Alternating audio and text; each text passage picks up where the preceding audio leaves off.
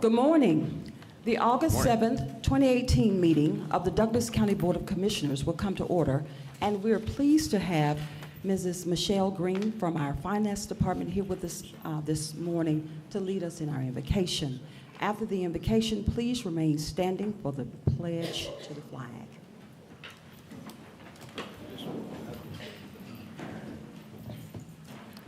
Let us pray. Father, I want to thank you for this day. I want to thank you for who you are and for all that you do for us. I want to ask that as our children in this community and all over this country go back to school in the next few days, Lord, I just ask for them your protection. For our Board of Commissioners that are conducting this meeting today, Lord, I ask a special blessing on them and their families. I ask that you give them wisdom and discernment in each and every decision, whether it's the major decisions that they can make in this meeting today, or if it's just in the everyday conducting of their business, the small little tasks, Lord, do give them that wisdom and discernment, and give them guidance as they lead this meeting today. In Jesus' name I pray.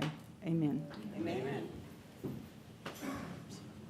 I pledge allegiance to the flag of the United States of America and to the republic for which it stands, one nation, under God, indivisible, with liberty and justice for all.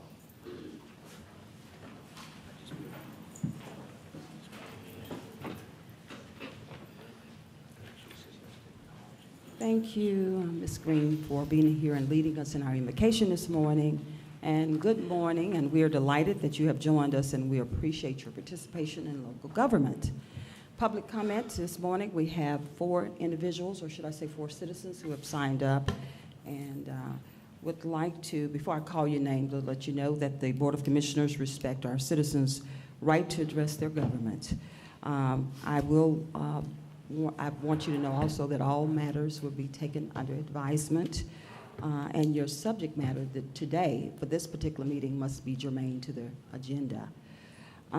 You have 3 minutes to elaborate, and after you, when you hear a buzzer, we have a buzzer set just for time management purposes. When you hear that buzzer, that means that your time has expired.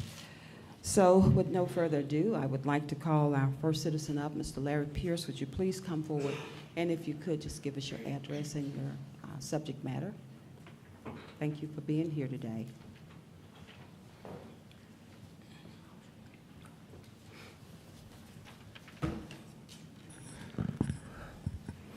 Morning. Larry Pierce, 4120 Van Sant Road, Douglasville, Georgia, 30135.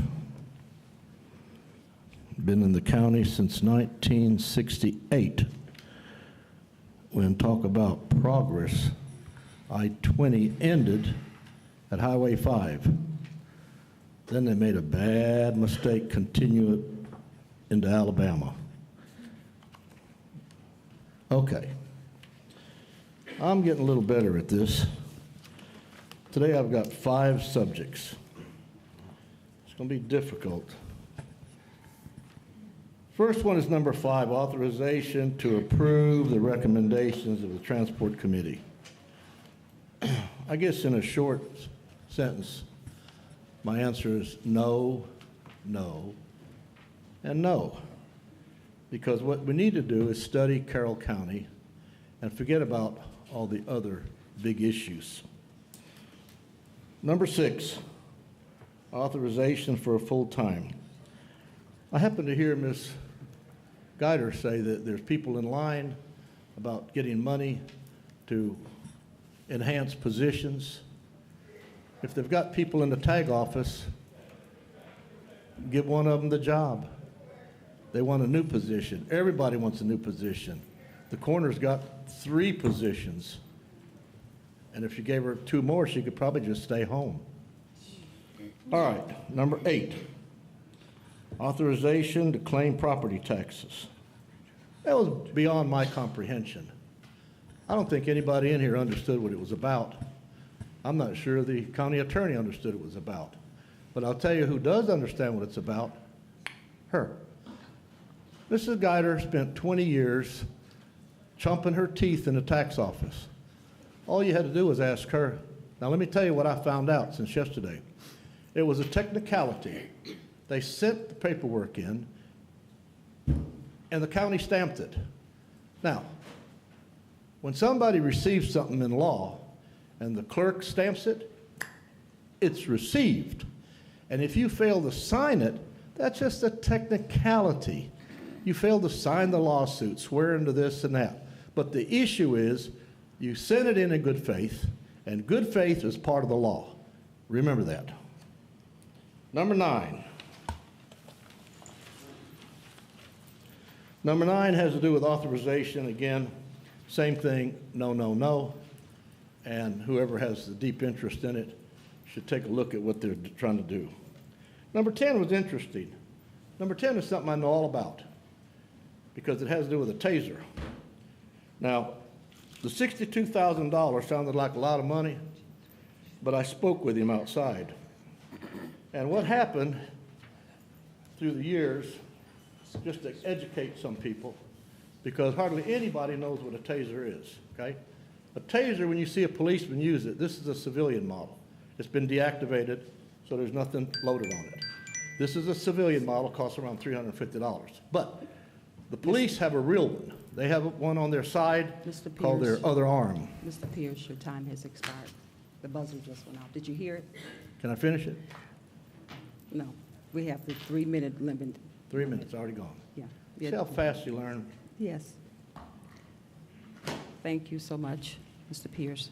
Next, we have, cannot read this one. Clerk, can you come for a second? I believe it's, cannot read. Is it Ingrid?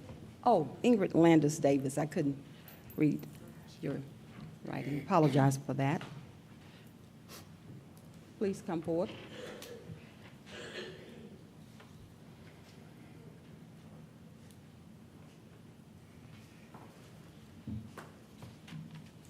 Good morning. Good morning. I just want to make one comment, and then I'm If you going to... give us your name and your My name is address. Ingrid Landis Davis, 1670 Harvest Hill, Douglasville, Georgia. Okay, thank you. I just want to make one quick comment, and then I'm going to yield my time to City Councilwoman LaShonda Bird Danley. We don't typically allow the yield of time. I'm sorry, I didn't know that. Yeah, I was Okay. hoping Well, you would then be here I'll- to sign. Huh? I was hoping, if she had to sign. Yeah, the- well, she the couldn't get list. here to sign, so I signed in for her because the parking is horrible. Let me ask my legal counsel. Legal counsel, have we ever, and this is certainly, I hadn't had an opportunity, I just want to make sure. Madam Chair, I'd have to defer to the clerk as to the sign-up time sheet that's in the ordinance. Yes. Clerk, could you just elaborate a little bit, just explain it to me. I want to make sure, I want to be fair. It might have been done before. I just want to make sure I'm consistent. Yes, ma'am. The sign-up sheet, you need to sign in at least 10 minutes prior to the meeting. I picked it up at about 8 minutes before the meeting started. So I didn't see anyone else come in. Okay, typically, and All right, well, thank you. Councilman, Thank you for Councilwoman, checking. I apologize. That's our protocol. Okay? Well, I just want to say that I hope that you will vote to accept the grant. I'm referring to item number 9 on the agenda. And I hope that certain selfish attitudes that have been going on in this county will not affect your vote, that you will vote to help people who can't afford transportation, and let us have some transportation for people who can't afford to keep a car. Thank you so much, Ms. Davis. We appreciate you coming in. Next, we have, is it Louis Howe? Mr. Howe, please come forward, and your topic is number 9 as well. Thank you. My name is Lewis Howe. I'm at 8404 West Carroll Road. That's in District 4, Whitesburg, PO. And I want to speak in favor of accepting the grant for transportation, even though it's not going to help me in my district much now. I do think Douglas County is growing, is getting complicated. We need a good transportation system. Now, I would say that the opponents, when I've looked at them pretty carefully, they make two arguments that affect me. One is that we're doing too much with this grant. The other is that we're doing too little. So the too little people point out that there are lots of deserving constituencies in the county that are not being served by it. Now, that's a good point. I hope we'll spring off from what we're doing here, accept the grant, and move in to help everybody in the county so we have a county that we can all love and be proud of. Now, to the too much, I can only tell a story about my grandparents. In the 1950s, the city of Fort Worth, Texas, put a bus stop in front of my grandparents' house. Now, they were on the corner lot, and it was the last stop on the route. The bus stayed there a while. Teenagers crossed their property at a weird angle, all those kind of things. What my grandparents did was put in a little concrete pad, and then they went down and they got a bench, a little concrete bench to put on there. My grandmother was one heck of a gardener. She put shrubs around that, made it into a very nice place. It turned into a good place, a pleasant place, a place that, people enjoyed. The bus drivers liked it. The neighbors liked it. The teenagers had to go around the bushes so they didn't cut across the lawn. My point is just this. Having a bus stop in front of your house doesn't have to be a threat to your way of life. It can be, at least it was for my grandmother, an opportunity to experience better joy. Thank you. Thank you, Mr. Howard. We appreciate you coming in today. And last but not least, we have Mr. John Tomaski. Mr. Tomaski, when you come forth, could you please give me an idea what your subject matter is? It's not listed on your form, and then also your address, if you state that for us. John Tomaski, 2929 Post Road, Winston. And my subject actually concerns all matters on the agenda because it's an issue of process and structure. Now, from time to time, You said all matters on the agenda. If you could, could you be specific? Because 3 minutes is not enough time for you to go through all the matters. Is it just specific to everything? Because it has to do with matters of process and structure. Okay. Okay. Yes. All Thank right. you. From time to time, at meetings of the board and at other meetings, it is sometimes brought up in matters, for example, of county business, that something raises an objection because it is counter to policy. Now, when one says counter to policy, there's never a specific citation. And it leaves the question, when we're talking about policy, are we talking about an ordinance? Or are we talking about something on which either this board or some past board has voted and carried 3 votes out of 5?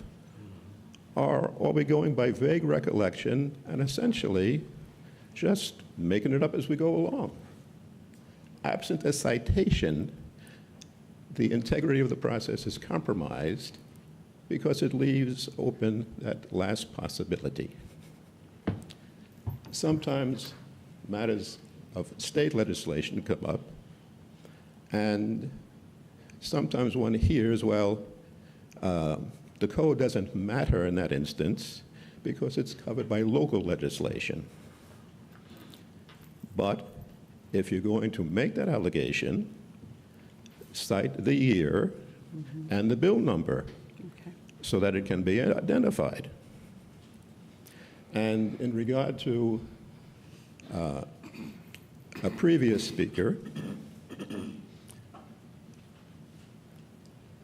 The lady for which a courtesy was being requested may not have been here as an individual, but as an elected representative and speaking for thousands of people.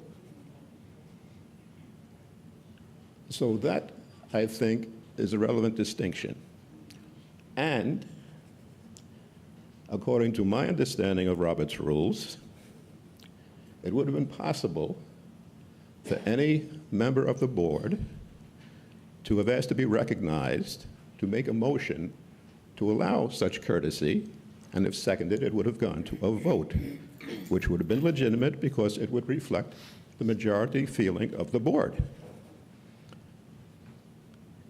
To subjugate the board's will, and you all represent thousands of people, to subjugate the board's will to that of an attorney, I don't think is the right order of protocol.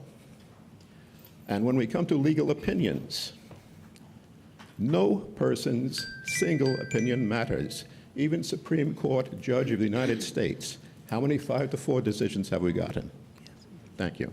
Thank you, Mr. Tomasky. Thank you so much, and we appreciate you coming in. And everybody's comments will be taken under advisement today.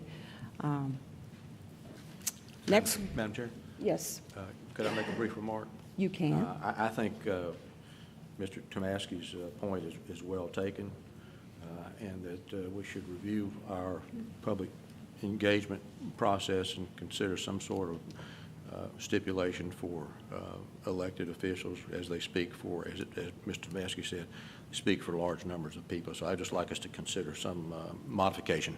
Well, I yield back. Thank you. We can start today. I would like if someone make a motion Madam Chair? to allow. Yes, please make a motion. Because you are the chair of the meeting, you can actually set that in place. I'll support you. Make the motion to allow any elected official that is here to speak at this moment. Okay, I would like to make a motion to allow any elected official that's in this building today to come forth and speak. Do I have a? Second. We have a motion and a second. Any discussion? All in favor say aye. Aye. Councilwoman Danley, would you please come forward? And any other elected official that's here would like that have some input, we welcome your dialogue today. Thank you so much. Thank you so much for the opportunity to speak. I appreciate that. My name is Dr. LaShawn Danley. My address is 6634 Young Court, Douglasville, Georgia, 30134. I stand here as the chair of transportation for the city of Douglasville. And you see all the planning that we have going on in the city and the county. I'd like to just give my regards and support to transportation. I am delighted to know that the county that's next door to us, going west in Carrollton, has kicked off their transportation. I've spoken to residents and students who are utilizing the transportation. It took them a while to get it going, but it's absolutely going wonderful. So I ask that you vote yes and support this transportation project so that we can move forward and so that our residents can have a better life and better quality. I just want to make a comment that saddened my heart. When I was on a retreat in Savannah, there was a citizen that attended one of our functions with one of our vendors. And the comment, just out of casual comment, it did not come to me, but it went to one of our other officials. I'm glad it didn't come to me. But the comment was made that if we have this type of transportation in our city, these people are going to come to our houses and rape our wives. And I thought, wow, really? That was really disheartening to me. And I just want to say that in Douglasville, I feel very safe.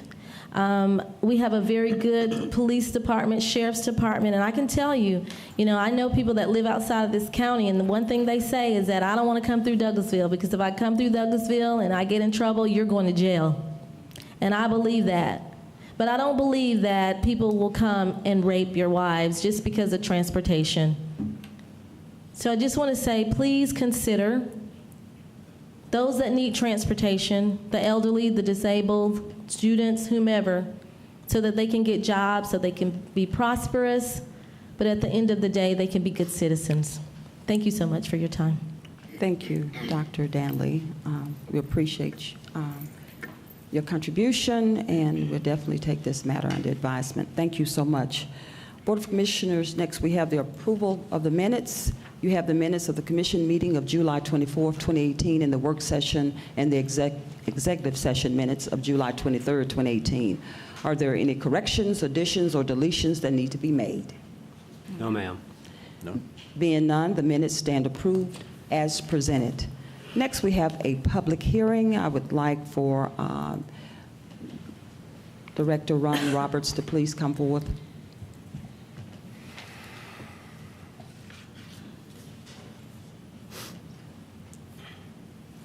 Can you tell us a little bit about this, what's going on? Or? Madam Chair? Yes. Commissioners? Yes, we have an application for beer and wine on the premises. The applicant is Convenience Stores Incorporated. The licensee is Jim Herndon. The department is in possession of a completed application. We have the RAS is completed by the licensee, the criminal background check. Fees are paid. The distance requirements have been met. The signage has been posted accordingly. The public notice ran on the 26th and 31st of July, the 2nd and the 4th of August. The applicant's name is Jim Herndon. He is in attendance here if you need any questions answered from him. Okay. Is he here? Yes. This public hearing is now open. You can just come up.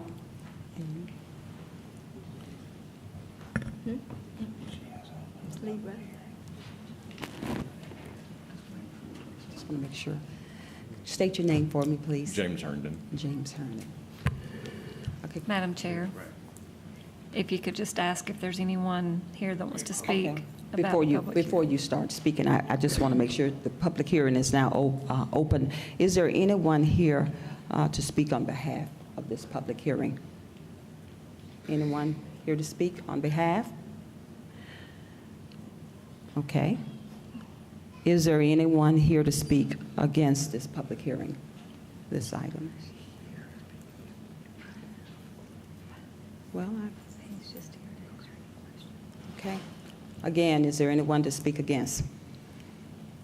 Madam Chair, it'd be appropriate to hear from the applicant before a comment is made.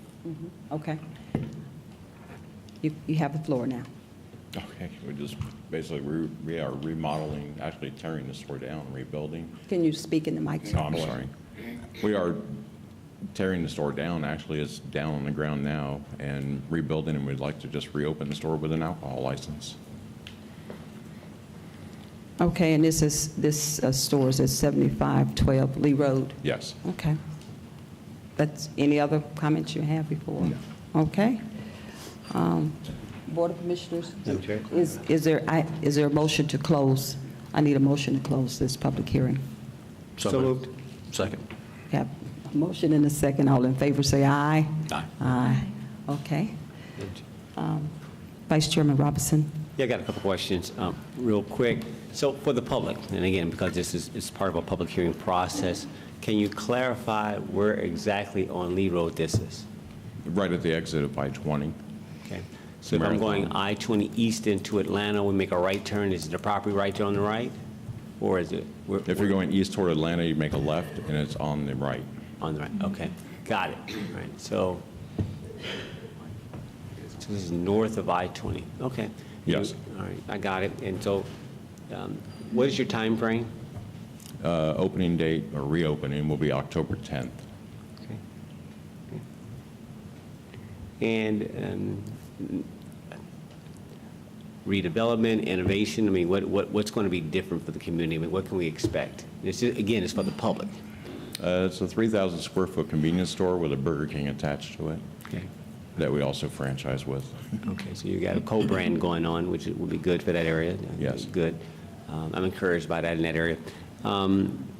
Is parking, how will traffic flow, and maybe someone can speak to this. Are you okay with traffic coming in and out of that area? Is it? Yes, they did the road around behind the store some time ago when they widened Lee Road. So the traffic flow is, the entrances and exits will still remain the same. And so, but this is for alcohol, I mean, Yeah, it's alcohol for this convenience store side. okay. And explain alcohol for the record, in your mind, what is alcohol? Packaged beverage, basically beer and wine. Beer and wine, okay. Yes. All right, just short for the record. Okay, I'm going to yield for now, Madam Chair. to Okay. My colleagues. Commissioner Guider, thank you. Yes, sir. There was a store there, right? Yes. And it was a service station, if I recall. Was it a service station, convenience store? It was gas station convenience store with diesel. Did they not sell alcohol to begin with? No. Oh, I did not know that. Didn't know there was a place that didn't sell it. Yeah, we were the one.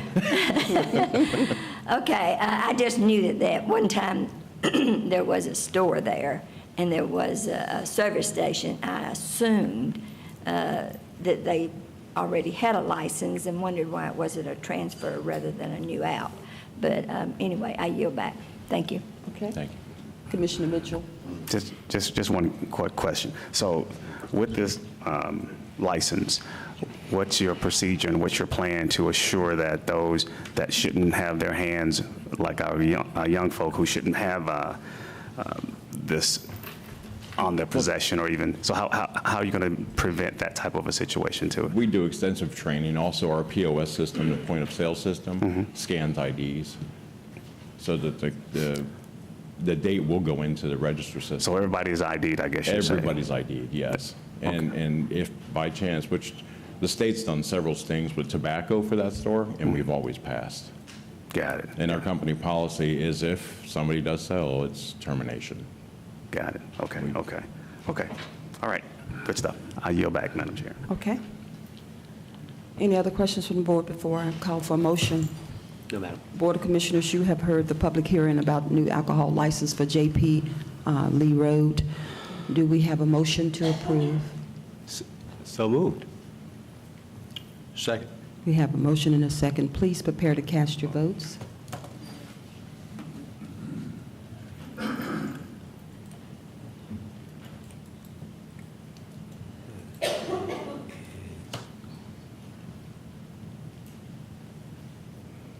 We're just waiting on the votes to appear on the screen. We have a unanimous vote of yes, and the motion carries, and congratulations. Okay? Thank you very Thank much. you. Thank you. Very good. Next, we have our new business item, which is tab number 5. It is authorization to approve the recommendation of the Transportation Committee to include option B, replacing H.E. Holmes route in the CMAQ application. Board of Commissioners, you do have a copy of the map, of Route B. Don't know if you have any particular questions at this time regarding the map. If you do, this is the perfect time to ask. Okay, Board of Commissioners. All right, we have an authorization to approve. Do we have a motion? Do we have a motion to approve the recommendation of option B, replacing H.E. Holmes route in the CMAQ application? So move. Second. We have a motion and a second. Any discussion? Please prepare to cast your votes. Wait a minute. Oh, I'm sorry, I didn't see you, Commissioner Guider. I'm sorry. Commissioner Guider. And Gary, I'm going to ask you to come up. As I said before, or yesterday in the meeting, I don't understand why we have an option of just a very small deviation from one route to the other. Gary, can you shed any light on that? Why we have not been given an option on anything? Well, that's the reason. That's the reason you have an option this time, because in this process we've been criticized for not giving the citizens and the board. But we weren't given an option. option on the route to begin with, so. Well, that's why I'm saying through this process we're learning some things, and that's why we presented this option. But this to you. option actually goes down more commercial rather than residential. So it seems to me like you would have fewer passengers because of, instead of going down Skyview Drive, you're going to be going down Highway 78, and everything down there is mom and pop business just about, from Sweetwater down to Thornton Road. There's one subdivision there, and it's very high-end type subdivision. That's the only residential property I saw when I was coming back from the hospital the other day. Well, this, excuse me, Commissioner, this is the data that our consultant provided for us as they put together these two options. For option B, the population that route would serve is 12,959. The employment jobs that it would serve is 10,575, and it would serve a minority population of 68.1%. So there is an opportunity for ridership through this particular option B. Well, there's 2 or 3 apartment complexes down Skyview, so I just wondered what the motive was here.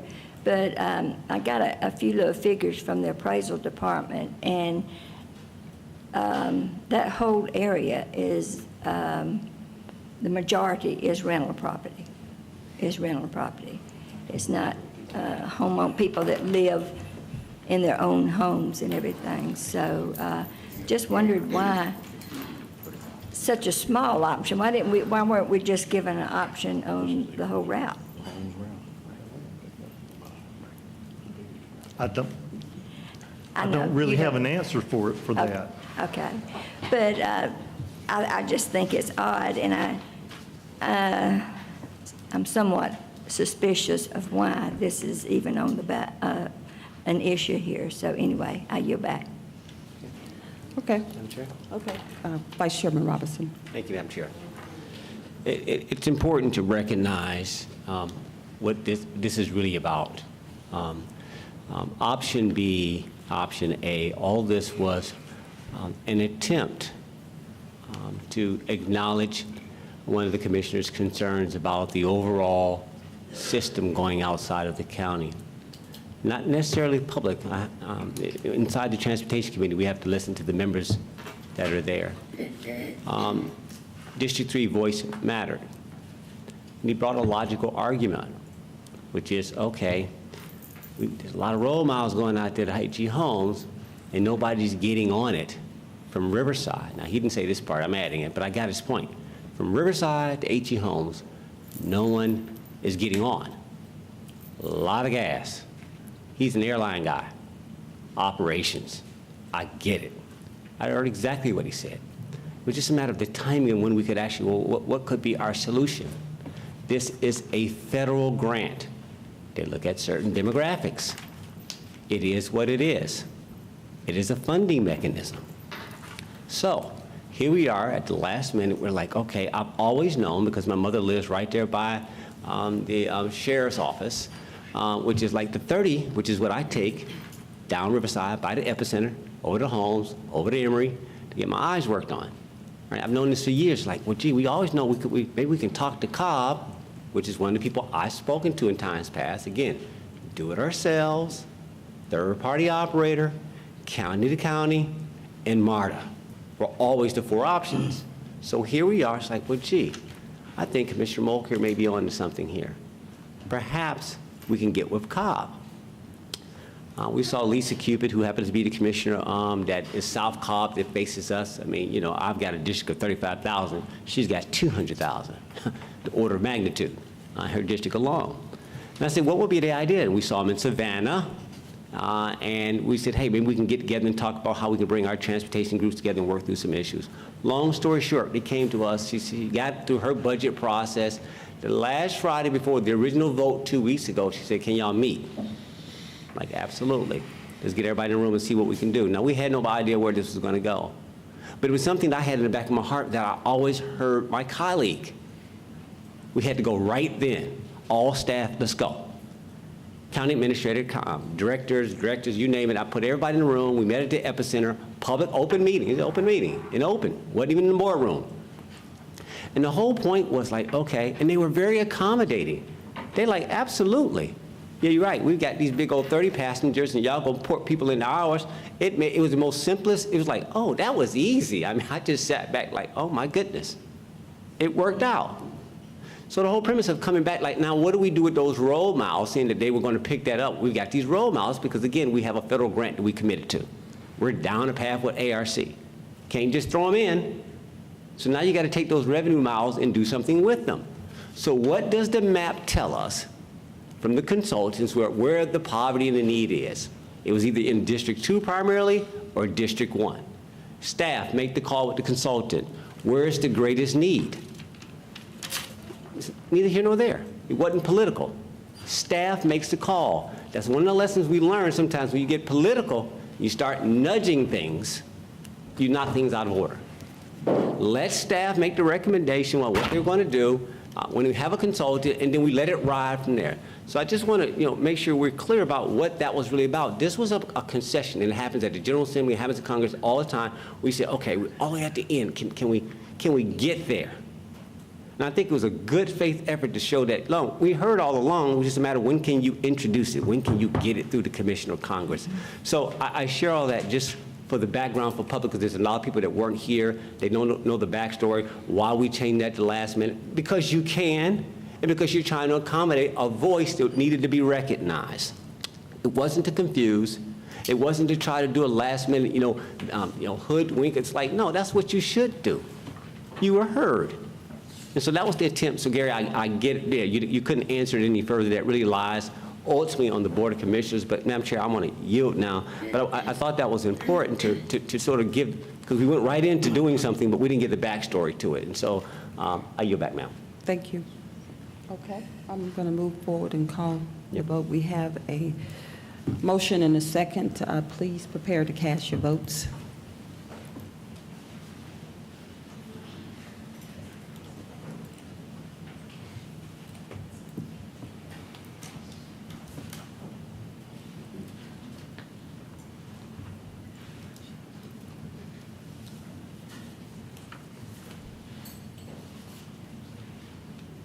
Okay, it was 4-1.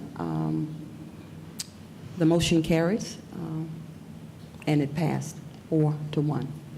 Thank you. So we'll move on to the next item. The item is tab number 6, authorization to create a position of full-time tag agent and move funds from number 310 line item into salary. Board of Commissioners, anybody have a discussion with this before I call a motion? Do we have a motion to authorize to create a position full-time tag agent and move funds from number 310 line item into the salary? Do I have a motion? So moved. I have a motion. Do we have a second? Second. Okay, we have a motion and a second. Any discussion? Commissioner Guider? Yes, ma'am. Yesterday, we talked with the tax commissioner, and I understand that he's saying that he needs additional help with several other departments here in the county. We have a budget process that we go through, and you put that in your budget. This was not put in the budget. This is being added. This is something he wants, and the whole thing would be adjusting his budget. He's transferring from operational money into salaries, which normally is not done. It is creating a new position. And I suggested that he wait until the 2019 budget process to do so. We have a waiting list of people that had put in their 2018 budget for new positions, and this would be a slap in their face. You have other elected officials that need help also, and they're waiting for the to see if a BIR which is a budget improvement request, if it was going to be approved by this board, although they've been tabled to date. So I do not think this is just the appropriate time to bring a new position up before this board. No, thank you. Okay. Okay.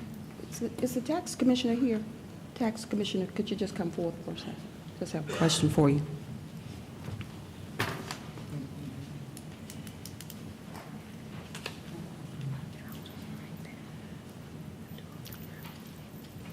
Thank you for being here this morning. You're welcome. You're welcome. I usually don't bring notes. Oh, well, good. You brought some. I usually wing it. Look, on line 310, could you just elaborate a little bit on that? And then also this position, is it a part-time that you're just trying to make a full-time position? Can you just elaborate? It's a part-time position that we're trying to So make. you already have someone in the role? You Have just someone already there, have the money in my budget. I've saved money out of other areas to move person into a full-time position. So I'm not requesting any additional funds Okay. whatsoever. Matter of fact, I'll save money on my budget still because I've been frugal in saving money in my budget. But I have to say, that's all I wanted to know was the line. You don't have to give us that because I don't want to get you emotional. You can, any questions from the board before? We're good. I just wanted to I had to ask that question about that line 310. I wanted to know where it's Ms. coming from. Geithner has another. Oh, you have a question? Okay, Commissioner Geithner. Well, Your hand is in the way that- I've talked to another elected official that has asked for pretty much the same thing in her budget, and she's been put on hold. So it's nothing against you. It's the process. It's the proper process that we need to go through. If we awarded additions to the budget all through the year, because it adds perks, insurance, all this other stuff that goes along with it, and it's forever from here on out. So if you want to restructure your office and say you're not going to replace this person with another part-time employee, did you have intention to do that? In the future, yes. Yeah. I have a plan to reduce 2 part-time positions, as a matter of fact, so that I won't have that money in that budget. But Is there a reason why you didn't include it in your budget to begin with? I did. It was cut by you guys. You guys. You approved. I know, we're all grouped together, good or bad, So aren't we? it was cut by you. But In the last year, budget you pro- got in the several budget employees. process, Last I year, you added got 2 several people. employees. Ms. Geithner, we both can't talk, okay? I included 2 people in my budget. Mr. Teal and Ms. Hall cut it out of my budget. I went along with it at that time, and I was told to put it in BIRs. That was cut. So what I've done is I've saved money in my budget to take a part-time position at this time. I will probably use 2 part-time positions to make this a full-time position. Now, I question Mr. Teal and Ms. Hallman why I had to even come back before you. There's no reason to come back before the Board of Commissioners to do this. It's already in my budget. I was told that we had to come back before you to get approval. Well, something was said yesterday that really sparked. I usually don't stay, but yesterday I stayed and listened. And Ms. Hallman said you can move money out of salary, but you couldn't move it into salary. And a light bulb went on. It was, why would a Board of Commissioners approve policy and procedure that you could move money out of, but you couldn't move it into? So I went and asked for the procedure. You don't have a procedure. And I'm going to throw what I got from you, from your county manager, what they gave me. And I guess I'm getting a little tired of this because I get thrown stuff that you don't have procedures for. And it was said yesterday, you threw things at your own whim. And I'm kind of getting tired of it as a county elected official.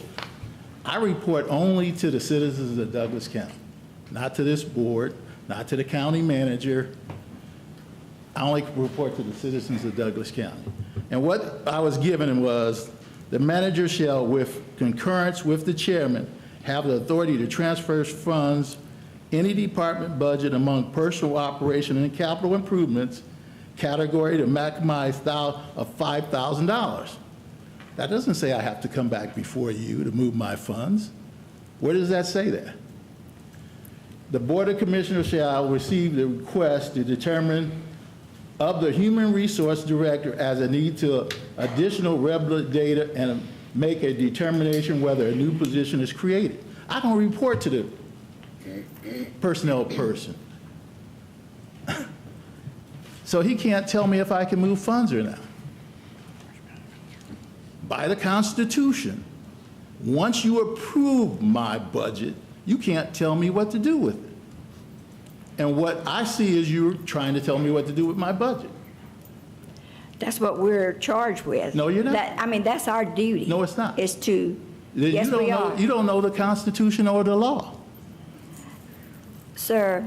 Yes, I'm not sir. I'm not going to argue. You don't have to. I got it right here, and I'll be happy to give it to you. I looked it up. Tax Commissioner, we appreciate It's the here. Tax Commissioner and Commissioner Guider. Thank you. We're just trying to vote, and I just had one general question, and I didn't mean for this to be an argument. Yeah, Mrs. Geithner needs to learn the laws. Well, You need to stay within them. I'm finished with you all. Just let's so we can move forward with this vote. So, Madam Chair? Thank you. Yes, May I say one thing? you may. Jennifer Hallman and myself did not remove this from the budget. The Board of Commissioners moved everything out of the budget, and then we rehashed everything. So it wasn't just that Jennifer Hallman and I, the Finance Director, removed this from the budget. And also, as part of Section 2-45, so the part that says the manager shall, with the concurrence of the chairman, have the authority to transfer funds within any department budget among personnel operations, which is salaries, or capital improvement categories, which is this category that we're talking about moving funds into salaries, up to a maximum of $5,000. This is more than $5,000. The next sentence says, all proposed transfers in excess of that amount shall require the consent of a majority of the board. Right. First of all, I heard you loud and clear, but Tax Commissioner Baker is not a manager. He's an elected official. And the constitutional laws, and I've read the laws regarding how they can manage their budgets as constitutional officers, and basically when we give them their dollars, their money, they manage it accordingly just as long as they don't exceed what we've given them. So I've read the law. I looked at it, so I certainly don't want to belabor that, but I appreciate your comment. Right now, I'm calling this vote. Vice Chairman Robinson. Yeah, I'll be quick, but it does beget a bigger point about a culture overall, and I appreciate the prior citizens Tomasky point. It's all about rules here. That was my whole point. It's a lot of discretion. Everything moves by rules, right? So think about what rules. I mean, there's nothing that prohibits, but also there's nothing that stops it from being enabled. If you want to bind something, that you literally do have to have it in writing, but in the absence of that, you have broad discretion, right? So so in essence, I won't say make it up as you go, but in essence, you do. It needs to have some type of structure to it, but long as it's within the bounds of the construct. And Robert's rule by default is our rule. So it's not like we have to have written, because our ordinance clearly states that in the absence of a house having our own personal ones, we go to Robert's Rules of Order, which has been time tested. But I just want to acknowledge, Madam Chair, that there is some sensitivity. We don't have to bring it up now, but there is some formality that needs to be put in place to make us a little bit more efficient, because we should really, there are some inconsistencies. We allow some strong, in times past, people walk up here and they get what they want and 7.5% increases, and they have swagger and so forth, but then now we want to get convenient. And there's an inconsistency, right? And we create these little small, it's like, okay, come on, guys, how can we get there? But again, that's in the absence of the rules, and so I won't belabor it. Everybody in this room gets it, and everybody up here understands it. I yield, Madam Chair. Okay, thank you. We have a motion and a second. Please prepare to cast your votes.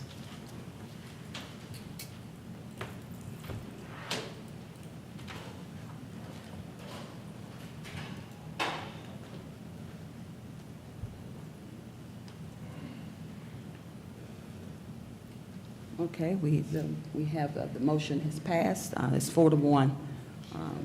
Thank you, and we'll move on. The motion carries 4-1. We'll move to tab number 7, authorization to create a position in the Juvenile Programs Administration Department titled Case Manager Specialized Services. Board of Commissioners, you have any questions before I call a motion? Do we have a motion to authorize to create a new position in the Juvenile Programs Administration Department? So moved. We have a motion. Second. We have a motion and a second. Okay, any discussion? Okay, we have a motion and a second. Please prepare to cast your votes.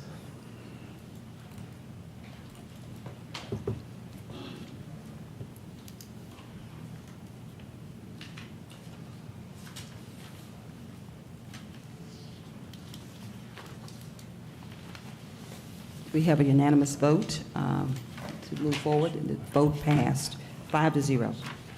5-0. Okay, next we have tab number 8, authorization to approve a claim for a property tax refund for ResMed reviewed by the Board of Assessors and Tax Commissioner and authorize the chairman to sign all related documents. Board of Commissioners, do we have any discussion on this topic before I call for a motion? Okay, do we have a motion to approve a claim for property tax refund for ResMed reviewed by the Board of Assessors and Tax Commissioner? So move. Second. We have a motion and a second. Any discussion? We have a motion and a second. Please prepare to cast your votes.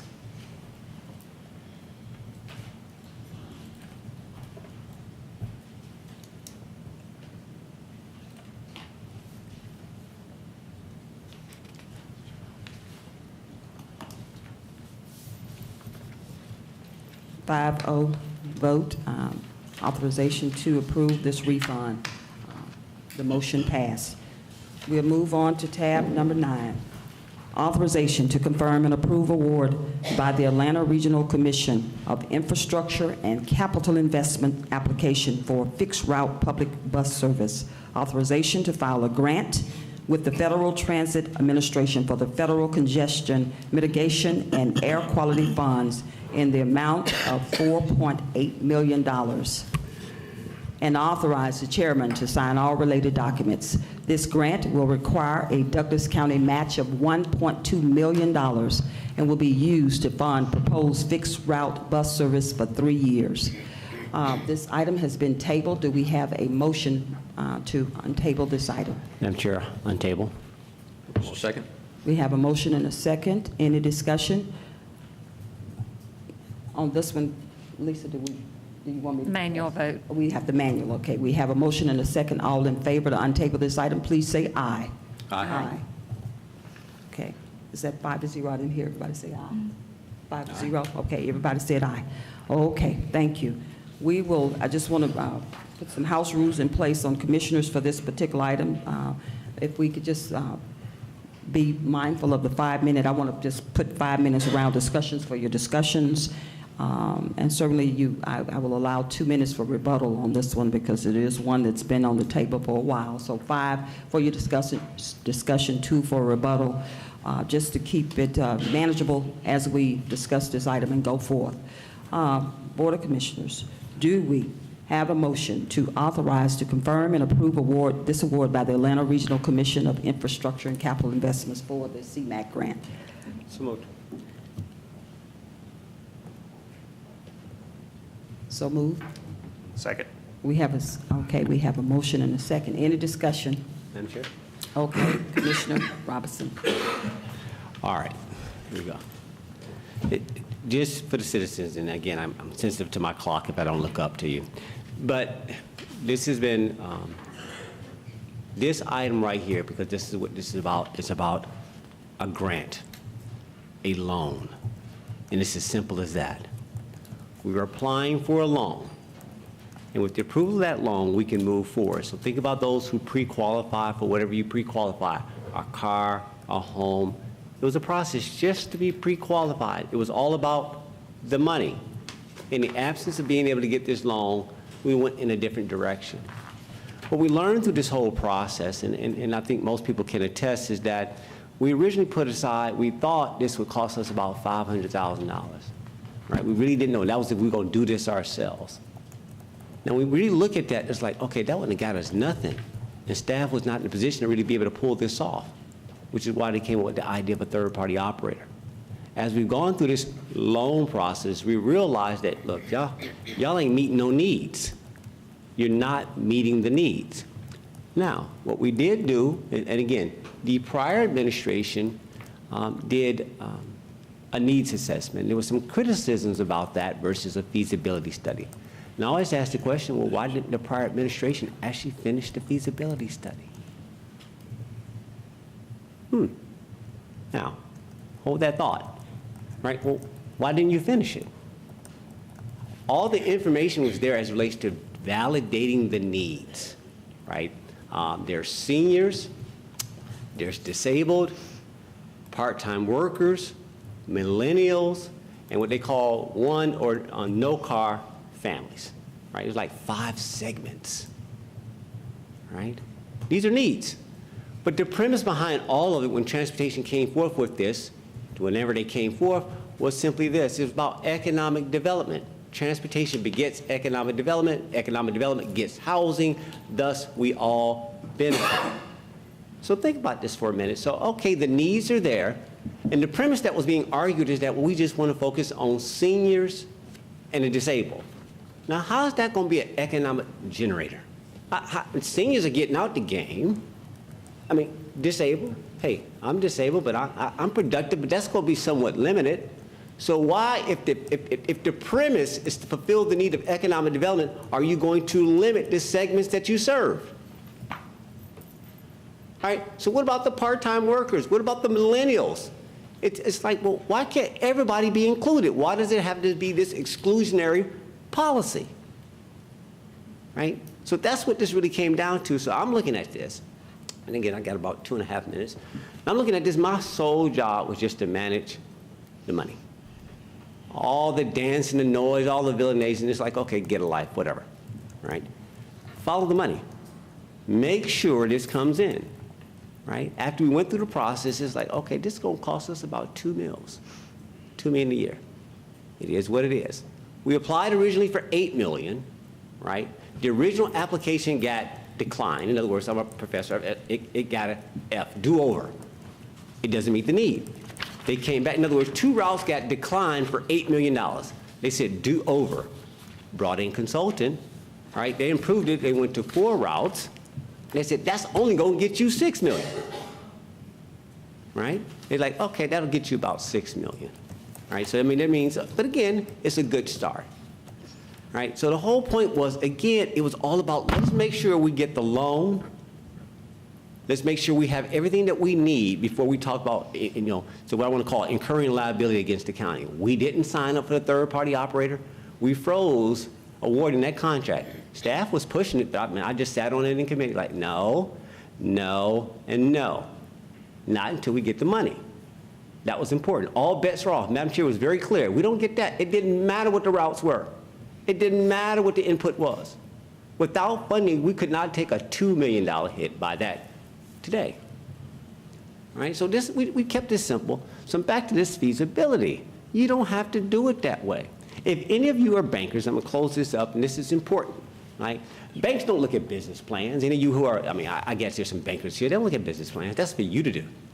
They look at 5 things. They wanna look at your credit, they wanna look at your capital, they wanna look at your capacity to pay, right? They wanna know what type of cash you got, right? There's 5 questions they're looking to be answered. And as long as you can answer those questions, you can get along. You ain't got to write a 100-page feasibility study. So this whole notion is like, we'll hold that for now. I yield. Okay. Commissioner Guider? I'm going to stay. Yes, ma'am. This whole issue has divided this county. You can look in this room and see the division. This was not what it was meant to be. The original plan called for buses. I voted for them. Commissioner Robinson voted for them. Commissioner Mulcair voted for them. We were all on, I think Commissioner Mitchell was absent at that vote. But we were on board. We were on board. We had a plan. And if we had stuck to that plan, you would be riding those vans today. You would be riding them today. But let me just say that the federal grant is going to run out in 3 years, and then it's going to be picked up by the taxpayers of this county. But no matter how the vote goes, whether it goes yes or no, the divide is still going to be in this county unless we do something about it. And when I say we, I mean people on this side of the room and people on that side of the room. There is a third option. And when I had the forum the other night, this was spoken about, most of the questions was about the dial-a-ride that we could fund out of the general fund. If we can afford the match fee on this grant of $400,000 a year, we already have the buses, so we can certainly start the dial-a-ride. That is pickup within, you make a reservation, the van comes to your door. So that takes care of anybody that does not have a car or that needs transportation. And the price tag of that is a lot less, a lot less. The study back in 2015 gave us estimates of implementing that plan, and the most is like around $500,000. We can do that. We can do that if we can match $400,000 in this grant. But we don't have to do it the way ARC tells us we have to do it. We don't have to have routes going every which way and nobody riding the buses. We come to your door. We pick you up. We take you back. We take you anywhere in this county that you want to go. And now we could take you to the and connect with the Cobb Link. Doesn't matter whether you go on a job down at Riverside Parkway, they'll take you there. They'll take you to Cobb Link. They'll take you to the mall. They'll take you to your doctor. This is a much better plan. We need to deny this grant because this is going to add $2 million to our budget from this point forward, at least $2 million. The Kinetics has already said that. This is a much cheaper way of doing it. It doesn't just serve District 1 and District 2. It serves the whole county. What is wrong with that? Shouldn't our neighbors be served just as well as people in District 1 and 2? It should be about the common good of this county, and we have gotten away from that idea. We're just saying we want it on our side of the county. That is not fair because everybody's going to pay for it. Everybody's going to pay for it. This is a win-win situation if we reconsider, deny the grant, fund it ourselves, and have dial-a-ride, and you have curb service. What is wrong with that? Who would be against it? Even the people that was at the forum that had the red shirts was not against that. I never have been against a transit system here in Douglas County. I voted for it, and yet I'm being accused of being selfish. I've got a car. It's not for me that I need it, that I voted for this. It was for my neighbors, my friends, my shut-ins that is in my community. We need to start thinking about community instead of what can we get out of it and help make everybody else pay for it. It should be the common good of this county. And this county we have an opportunity today to deny this grant and start with the dial-a-ride, and we'll bring this county back together. We won't be standing up fussing about the white shirts and the red shirts. We're supposed to be community, but I guarantee you if this grant goes forward, there's going to be more anger and frustration from everybody. Thank you. Okay. Any other comments from the Board of Commissioners? Commissioner Mulcair. No, I'll wait. Okay, all right, very good. The issue of public transit, regardless of the vote today, is not going to go away. As I said, we just simply cannot pave enough roads and put so many additional cars on the road. We have to have a public transit solution. And at this point in time, we're kind of baking a cake, but my concern is it's missing some important ingredients. The most glaring one, and why I didn't see it, I just, I can't fathom. But to Vice Chairman Robinson's point about economic development, certainly a lot of dialogue about seniors and elderly, and that was the initial focus. But economic development was always there. It was always there. So why is this operation 6 days a week instead of 7 days a week if the focus is really economic development? We have a 7-day-a-week economy in terms of manufacturing and retail. And people walking in the roads getting to work, I see it almost every day. People walking in the roads getting to work. How do I know they're going to work? Well, they've got uniforms on, you know, McDonald's or whatever. We need to figure out a way through the funding to perhaps reduce the footprint of the route system and get to a 7-day operation. Because at the present funding, it's maxed out at 6 days. And that's a glaring omission. The process has sometimes been suspect, and we're in always, commissioners have always put our best face forward with last-minute reports and changes and meetings. The transit dialogue has been hindered just by our construction, the bureaucracy, I think. We've got a consultant that works with the DOT. We've got the DOT that reports to the Transportation Committee, and the Transportation Committee reports to the BOC. I think there were too many silos in the process. I can't ever recall meeting the consultant, yet things come through our DOT that the consultant has designed. I think the entire commission should have had the opportunity to deal with the consultant. We're, signing the check. But that's the way things went forward, and that's the way things progressed. I think there were too many silos through this discussion. To Commissioner Geider's point, I do think the funding allocated could reach more places throughout the county. I think inclusion of some kind of dial-a-ride or expanded voucher program to get more people to the lines. Now, I understand you can't run lines everywhere, but you could get people to the lines. And I think that needs to be explored a lot more vigorously. The modification of the CMAQ that happened a few minutes ago, connecting to Cobb, is, I think, perhaps a positive change.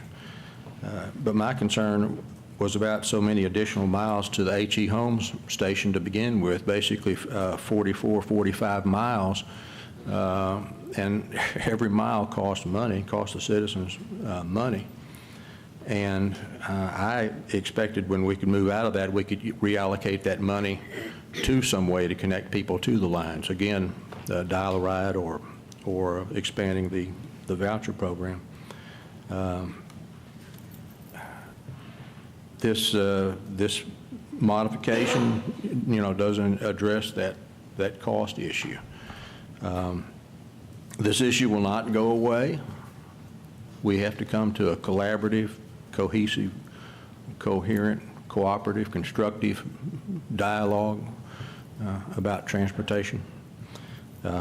If we don't, ATL, Atlanta Transit Link, will do it for us. So one of the things I would like to suggest, and I talked about this, the silo issue, is really inclusion of more citizen input ongoing, much like we did with the SPLOS program. Now, embedded in that citizen transit dialogue, you can't come in and say, we don't want it, we don't want it, we don't want it. You have to come in the room and to say, if we're going to have transit, mass transit, local transit, regional transit, we need to have citizen dialogue and people who are willing to come into the room with constructive thoughts. I yield back, Madam Chairman. Okay. Thank you, Commissioner Mulcair. Commissioner Mitchell? Thank you, Madam Chair. Okay. guess I got this timer now that I got to work through. No, you're good. You're on the It's just a reminder. No, I just thought I was joking. Please speak to my my colleagues. Okay, but this process was created by this board, and this process, not from the committee level, but this process has been at its worst. Even though early 2015, when we had this whole conversation about a pilot/mobile transportation system, which we all agreed, and this is before your tenure, Madam Chair, that we all agreed that this was a need for seniors, for disabled. That's where it started. Let's not forget about getting cars off the street, air quality, improving air quality. So there were several goals and objectives in this whole process. However, the process at this board level, with all the unique, I just have to call them what I think they are, backroom deals and things that went on that I didn't know about, that I was disappointed to know that happened. And because I must say, speaking with Vice Chairman Robinson at the committee level and Commissioner Mulcair, many conversations where we are, what it looks like. What are you guys doing from the committee perspective? What's next?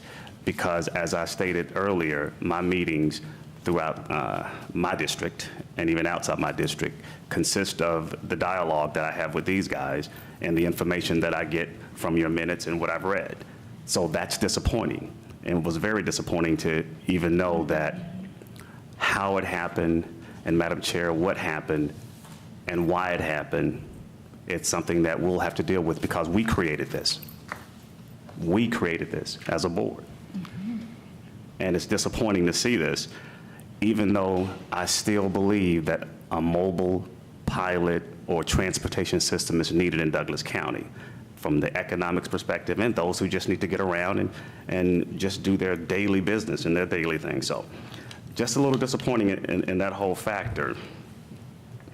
But now, speaking to the forms that Ms. Geider, that you spoke about, that you had this past Tuesday, I want to say to you, though, that I'm hoping that you shared with the citizens that were at your meeting as to why I didn't make the meeting, because I didn't make the meeting because I didn't want to be a part of that meeting, but I sent you an email.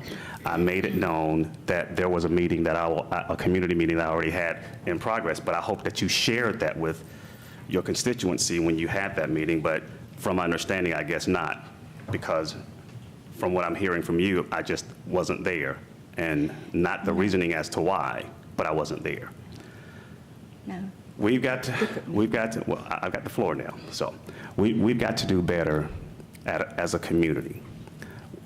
And as a board, as a collective board, we've got to do better as a board as to what the process is, the transparency, and that lack of, we got to do better. Because I do believe in my hearts of hearts, we would not be at this juncture if all the other stuff had not taken place prior to this day. I think the citizens deserve honesty, integrity, transparency. What this whole mobile pilot transportation system, what it is. And I think we did a disservice by the process. Not that the transportation project is a bad idea, but the process of them not knowing and a select few knowing was definitely not a good look. As I said earlier in my earlier statements about the bill HB 90, and Vice Chair Robinson already stated to me that, yes, the committee has taken a hard look at that because that is forthcoming. Now, it'll be a decision made upon the citizens of Douglas County, but I hope we do take a hard look at that. I also dial a ride. I think that's a wonderful idea, and I hope the committee would at least take a hard look at that, because this busing system, if it moved forward or not, It will be about ridership. It will not be about in your neighborhood or not. It'll be about those that ride and where the need is, and will be transported to and from, whether it's to a job or just going to Kroger. It won't be about where I live and I like or not like that being in my neighborhood. So I'll close on that statement of saying the process, very disappointing, and disappointment to this board. But from the committee perspective, we got a challenge. And so Vice Chair Robinson and the Transportation Committee, I hope you guys take a hard look at all the other things I mentioned earlier, and due to time, I'll yield, Madam Chair. Madam Chair. Okay. Thank you. But, Yes, Vice Chairman Robinson, you have. all right, yeah. All right. I'll be simple. A lot of innuendo, but I'm going to keep it simple. Again, I think there was some offense that occurred along the way, and I don't disagree with that. But I think the intent was right. I think the interaction between the city and the county, the intent was right, right? And don't get this twisted, Douglas County. There is a latent history of old. There is division. It didn't divide. It was always here. This just brought it to the forefront. Let's not act convenient and disingenuous about this and like all of a sudden. And when you talk about what has happened, and you think about our neighbors and the abuse and the misuse and the First Amendment that went forth and the villainization of stuff, and think like, oh, okay, till now we cool. Think about the behavior. Just because somebody disagreed with you, you got people who are mocking. We're not foreign countries. My fundamental issue with the going down that street was simply like, no, you don't make them go around, or they gonna bring crime. Like pedophilia didn't happen on Riverside. Y'all get real convenient. And it was the narrative that was put forth that just wasn't healthy.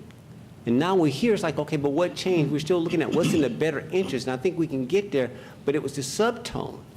And so we're talking about two different things here. And I think, guys, look, it's one of those, to Commissioner Mulcair's point, because I only got less than a minute now on rebuttal, we spent $100 million on a jail that impoverished the city. Nobody got nothing as an economic development. That's 50 years of road work. You took everything out. But yet here we are, we want to spend $2 billion to get 10,000 people to work. $100 million to make 700 people comfortable versus spending, what, $2 million a year to get people around. And dial around, unless you're disabled like me, let me speak to that. You want to be able to move when you want to move. If I got to call a day and ahead and I only can go one place, that you're limiting my mobility. I got to go. So you're speaking to something about somebody that you have no idea. So it's my job to represent those people whose voices is not there. If you don't have the need, you don't have a need. I don't have a need for the jail. But we built it. Right? So it's got to be a balancing act. And at the end of the day, this is about appropriations. It's about choice. Right? At the end of the day, policy goes this way, it goes that way. Yes, it started like this. It's no different than the ACA. It was this one way when the administration took over. They took out certain provisions that happened at the state level. Why are y'all acting like we don't understand how government works? It shifted. We expanded it. Riverside was always on the docket. I get the process. We'll do better. But the whole goal, guys, was just to see if we pre-qualify for money. But everybody tried to weigh in and they were meddling. So don't meddle. I yield. Okay. Commissioner Guyton. Rebuttal. Yeah, your rebuttal. You have 3 minutes. As long, You got 3. as long as we talk about division and say things that's going to divide us, we're going to be divided. We need to go to the Word of God and find out what He says about it. We need to rely on our faith. We need our churches to work together. The first thing I did when Madam Chair was elected was to invite her to my church. Is that not true? That's true.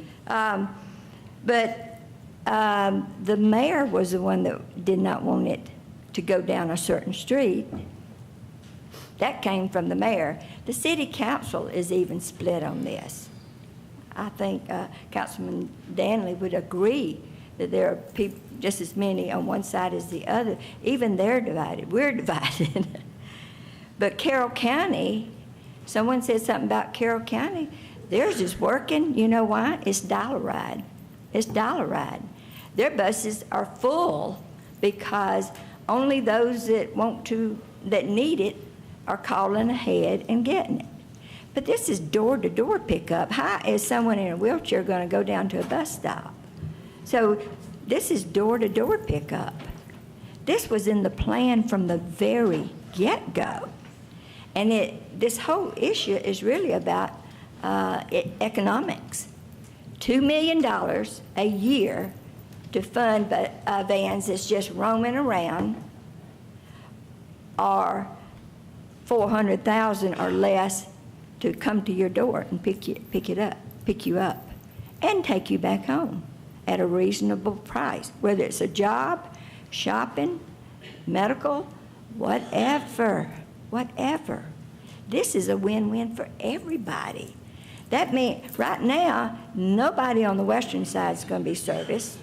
Nobody on the southern side of the county is going to be serviced. However, Ms. Anna Cobb, you're in my district. She's, how old are you? 80-something years old? I don't mean to embarrass you, but at some point in time, you may not be able to drive up here, and you may need it. She lives off of a Banks Mill Road. This doesn't do anything for her or people like her. But a dollar ride will address everybody at a much cheaper price tag. And you're the one that's going to be, everybody's going to be paying for it, no matter whether you use it or not.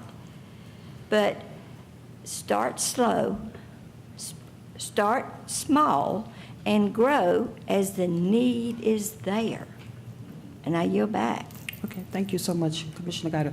If you could, Director Watson, just one more time, if you could speak for the future plans of the dollar ride and also the ride on demand. I believe that's part of this grant, and Flex. Can you just expound on those two components? Yes, ma'am. So the citizens would understand it. Back in 2015 and 16, when we did our transit services study, the consultant came up with about 15 recommendations to give Douglas County a complete program of mobility services to serve all residents of Douglas County.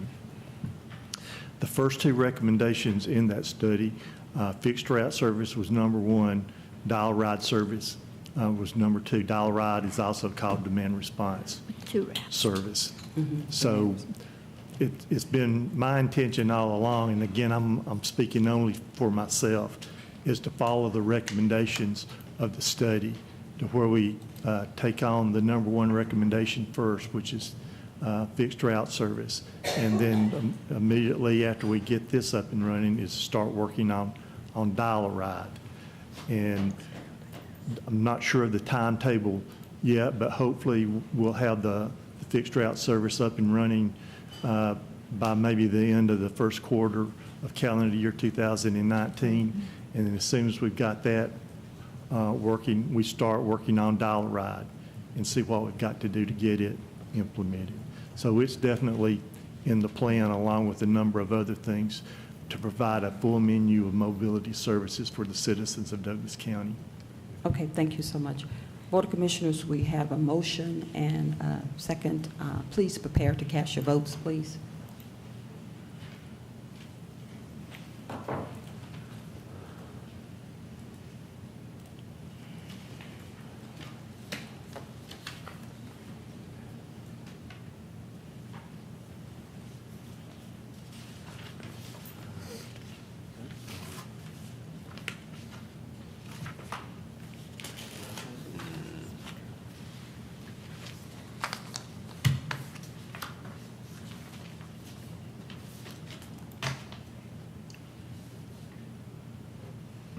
Okay, we have 3-2, so it passed 3-2. Thank you. We're moving, before we go any further, I had a comment. I know a lot of people said Chairman Jones didn't say much, but I will say something today. I was featured last night in the Atlanta Business Journal, And they say she's a leader with few words, but she's very calculated, and when she speaks, is very important. First of all, I would like to say that God said that there will be no great divide in Douglas County, and we are one Douglas. First, let me start by saying I'm proud of the Board of Commissioners for listening to the voices of the citizens by moving the H.E. Holmes route back into Douglas County, which means this van system would operate exclusively in Douglas County. I applaud the Transportation Committee Chairman and Commissioner Kelly Robinson, and also our Vice Chairman Mike Mulcair, and the entire Transportation Committee, and also Collaborative Firm for being here as well, helping out. We really appreciate for your intensive sensitivity and regard for a balance of equity on every side of this contentious topic of a 15-passenger van shuttle system in Douglas County. Although I was not part of this elected body of the Commissioners, Board of Commissioners, when the first unanimous vote occurred to proceed with the recommendation for this intermodal shuttle system, I applaud my predecessor, Tom Worthen, who served as the ARC chairman, who had the foresight and knew that something had to be done in Douglas County. I applaud the previous administration for taking the initial steps to align with the state of Georgia to address lingering transportation deficiencies for our seniors, our citizens with disabilities, individuals without cars and who need transportation to and from work, and those to support their families who simply just don't have a ride to make ends meet. And also for those, as Commissioner Mitchell mentioned earlier, just those who merely just want to keep our environment clean and keep the number of cars off the road, or should I say reduce the number of cars off the road. In light of Georgia State House House Bill 930, it is the game changer for regional transportation and connectivity, and Douglas County is one of the 13 metro counties, and we are not exempt. In light of this major milestone, this is a pivotal opportunity for the CMAQ grant to provide short-term funding for piloting a 15-passenger intermodal shuttle system for 3 years. I have found that there are other grants out there. I had an opportunity to speak with the COB chairman, and he said they've used several grants. So the CMAQ grant is not the only game in town, so I want to make that very clear. This is a dress rehearsal opportunity and is a catalyst for determining ridership numbers. This will allow us to gain experience and extend additional time to widen and condition our road infrastructure in preparation for the future Atlanta Regional Transit Link Authority. With no further ado, we are moving on to the next item. We will move into our consent agenda. And I appreciate all the support of the Board of Commissioners. Madam Chair. Yes, Commissioner Mulcair. While we're still kind of in the realm of the transportation action, I want to call out Gary Watson for his yeomanry work on this project. The board fully supports your efforts going forward. I'm sorry you were punched around so much by so many different people. 360-degree punching bag, I think. So my hat's off to you, Gary. I yield back. Okay, thank you. Dr. Watson, I'm looking at my notes, and I apologize. You have been at the forefront of this, and I appreciate everything you've done to be supported, to work things out. You've just been, like me, a middle child in the middle, being torn in many directions, and I said I appreciate your conviction and your resilience in this matter, and job well done. Okay. Next, we'll go to our consent agenda. Please know that all items are subject to final legal review. Tab number 10. Madam Chair? Yes. Could I request that item 16 be pulled out from the consent agenda for separate discussion? We can do that. Would you like to call a motion? I so make a move. Okay. Motion. Okay. Second. Okay, we have a motion and a second. All in favor? You still need to know what number 16 is, authorization to approve. Got that? Yes, ma'am. Motion, we have a motion and a second. All in favor, just say aye. Aye by raising your hand. Aye. Majority. Okay. We have pulled it out. Thank you. And I'll look at this as a new business item. All right. Okay. We will, before I go into the consent agenda, we'll read this separately. Authorization to approve a contract with Sharon Brown, DBA S&A Express Trans for janitorial services at the Douglas County Government Annex in the amount not to exceed $2,100 per month, and authorize the chairman to sign all related documents. Board of Commissioners, do we have a motion to approve?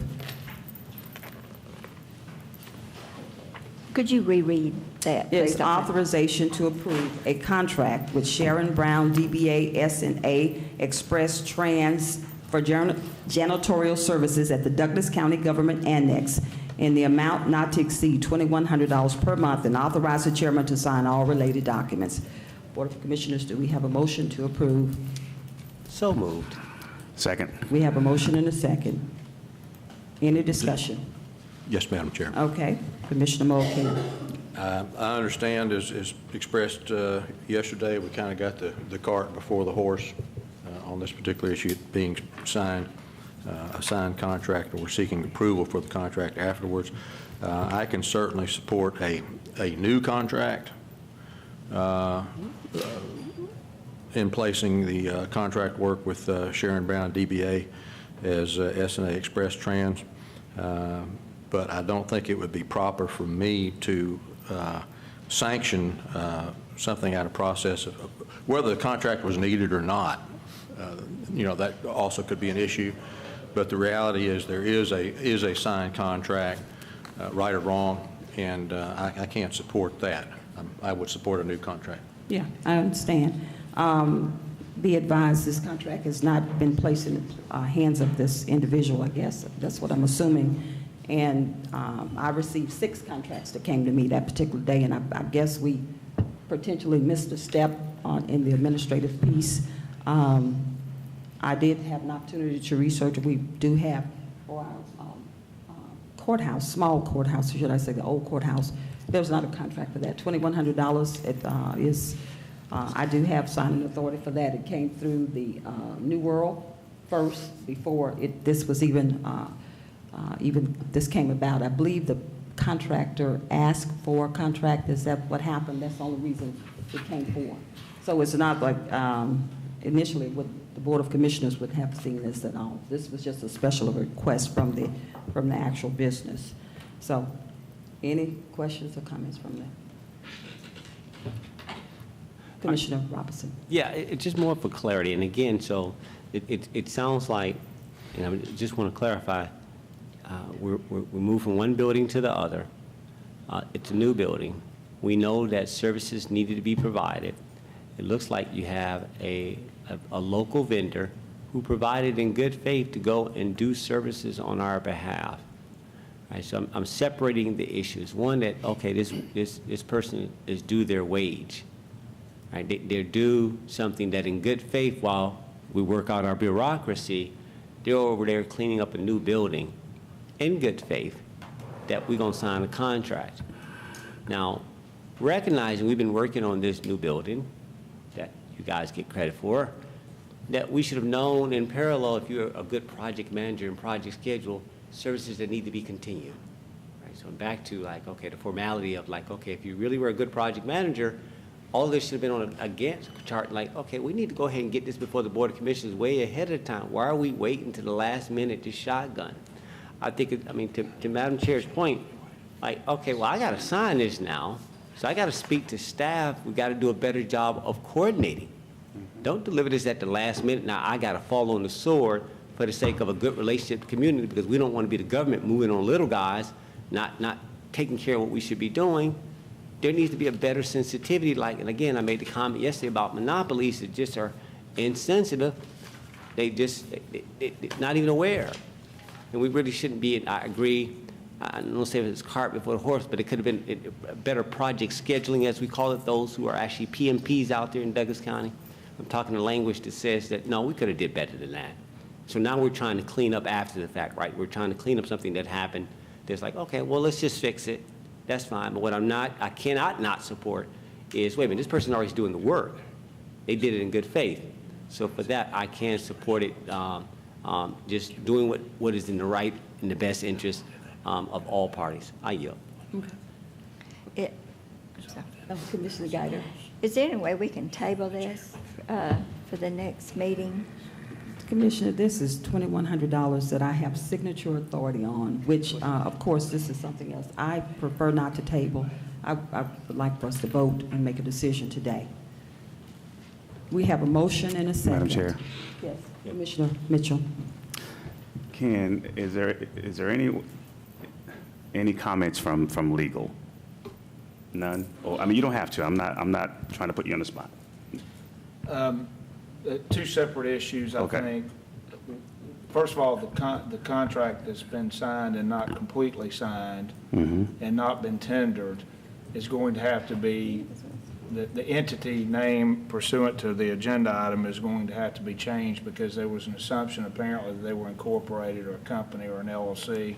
They're not, it's a DBA. Okay. So the name on the agenda is correct. Okay. That would have to be put in this agreement. The two separate questions I think I heard were, number one, can we enter a contract going forward? And what will that mean to the period of time they provided services at our direction as far as compensation? I think within the spending thresholds of the chairman and the county manager, they can pay them for the compensation of work that's already been done because it apparently is within that threshold. And we could enter if you desire, you could have a motion for a new contract with the same entity going forward, so it's not retroactive in application. And that's what I was alluding to. So to rectify this, definitely the services have already been rendered. So that's a definite. And the other portion would be, is this doable to make this a new contract and correct whatever company, LLC, or whatever that is, moving forward? Is that a doable? Yeah, well, basically, the agenda item has got the correct legal entity. It's Sharon Brown doing this, so that's correct. Right. Now, that's not what's in this contract. I know. So we would, if y'all approve it, if you give an effective date going forward, that would not keep the county manager and the chairman under their spending thresholds from compensating them. Because what I understand so far, and I may be wrong about this, Mark, you might want to clarify, they've been paid $500 and they've been paid $2,100. Their spending caps, I believe, are $5,000, Mark, if I'm not mistaken. Yes, So that's the amounts they've been paid out of a blanket that would last through the end of the year. So they would have a spending authority to make them whole for services already rendered, and then your contract would be going forward. To do that, I think you'd have to withdraw the motion. That's what I was do a gonna new get. motion, making it effective going forward. And that's what I would like to recommend, Madam Chair, that we kind of take that route and maybe get everybody on board, because service rendered is a definite. Yeah. That you can't get around that. And we know already that we're going to let these guys provide the services that we need with that particular building as a new contract. And maybe that may be the route to take versus the way it's positioned here. But I just need to kind of get the feeling of the board. Well, I think he has to retract. Yeah, okay, let me. I need to retract. Yeah, I rescind retract my motion. And I rescind my second. Okay, I'll reset it. okay. I just need to, if you could just. read So some if there's of going to be a new motion, I think the agenda item is correct. You'd put effective today going Right. forward. Right. And that won't deal with the past, but Mark and the chairman under their spending authority could deal with the past based on what I understand the gap to be. Right. Okay. Authorization, let me just reread it, I'll do that. Authorization to approve a contract with Sharon Brown, DBA S&A Express Trans for janitorial services at the Douglas County Government Annex in the amount not to exceed $2,100 per month, effective today going forward, and authorize the chairman to sign all related documents. Do we have a motion to approve? As stated, so moved. Second. We have a motion and a second. Any discussion? Mark, are you okay with With that being said, we'll go forward. We have a motion and a second. Please prepare to cast your votes. It's going to have to be a manual vote Okay. because we've got to change. We have a motion and a second. All in favor, please say aye. Aye. Any opposed? Abstain. Abstain. Okay, we have three yes and two abstain. Okay, thank you.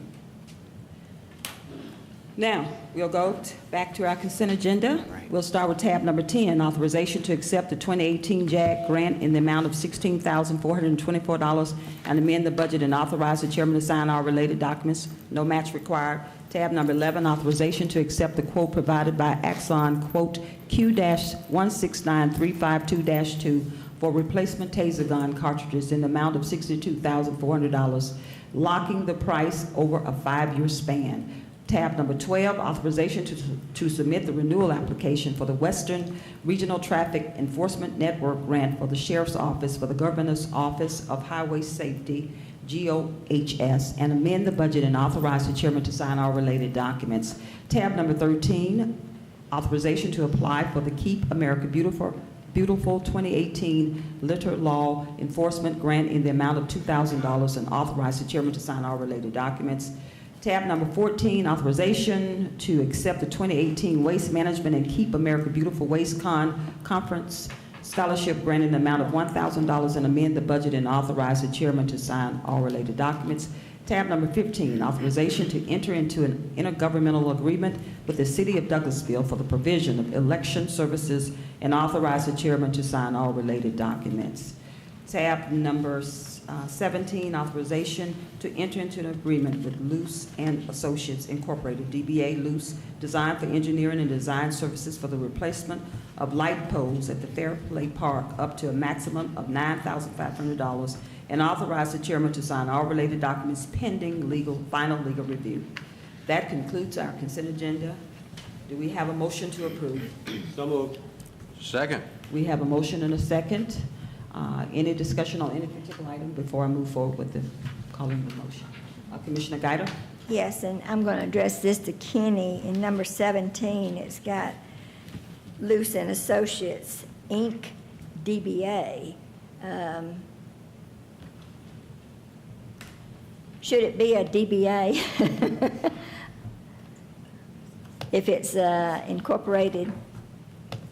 I'm looking real quick. Bill, do you know the answer to that? I don't know how it was submitted. I didn't think you could be a DBA if you were incorporated. Well, they could have other surnames, but the legal entity's Loos and Associate Inc. And it's probably, But that's okay, that's, yeah, this is on their letterhead, and it is Loos and Associate Inc., doing business as Loos Design, the design professional. It's probably a sub-department of the incorporated entity, but there is a legal entity, so it's fine. it's not a proprietor business. Okay, I yield back. Any other questions? Okay, we have, Board of Commissioners, we have a motion and a second. Please prepare to cast your votes for the approval.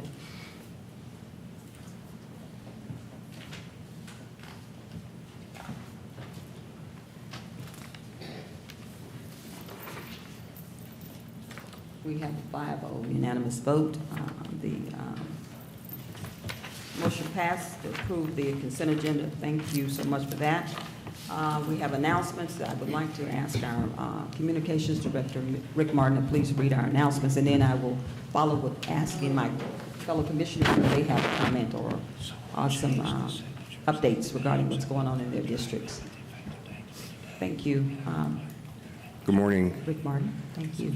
Good morning, Madam Chair. Good morning. Board of Commissioners, staff. Just a few announcements we have this morning. Keep Douglas County Beautiful is hosting a public input meeting to get the community input on its 2018 to 2019 Community Action Plan. This is happening on August 16th, when everyone will mark their dates, happening from 6 p.m. to 7:30 here at the courthouse in Citizens Hall. All citizens are invited to come out and bring all of their great ideas and input on how to keep Douglas County beautiful and just keep it as a sustainable community. You're asked to contact Director of External Affairs, Tiffany Stewart-Stanley, at 770-920-7436. The 2018 Douglas County federal and state legislative update will be held on Thursday, August 23rd, from 6 p.m. to 8 p.m. at the Douglasville Conference Center. You're invited to come out and get the updates from our federal and state legislators on what's happening in Washington, D.C. and here in Atlanta. The event is co-sponsored by the Department of External Affairs and County Communications and Community Relations Department. Anyone with further questions is asked to contact Tiffany Stewart Stanley at 770-920-7436. The Douglas County Communications and Community Relations Department, my department, through the Board of Commissioners, is proud and pleased to announce the largest community festival here in Douglas County. It's scheduled for September 22nd and September 29th. These are the last 2 Saturdays in September. Non-food vendors and exhibitor booths registration are now open. Details on how to register as a vendor can be found on the website celebratedouglascounty.com/September Saturdays. And Board of Commissioners, just as a reminder to everyone and the public, the Tax and Tag Office and the Appraisal Office and GIS, Geographic Information Systems, is now located at the Douglas County Government Annex Building, located at 6200 Fairburn Road. We want to keep encouraging the citizens that the Tax Office and the Appraisal Office has moved. This is near the Dairy Queen, and we're going to continue our campaign of letting everyone know. Thank you. Thank you very much. Thank you so much, Director Rick Martin. Thank you so much. Any other announcements from our Board of Commissioners? All right, well, thank you. With that being said, this meeting stands adjourned. It's going to be in recess. Oh, yeah, I forgot. This meeting is in recess until 6 p.m. We have a joint BOC Planning and Zoning meeting. Thank you.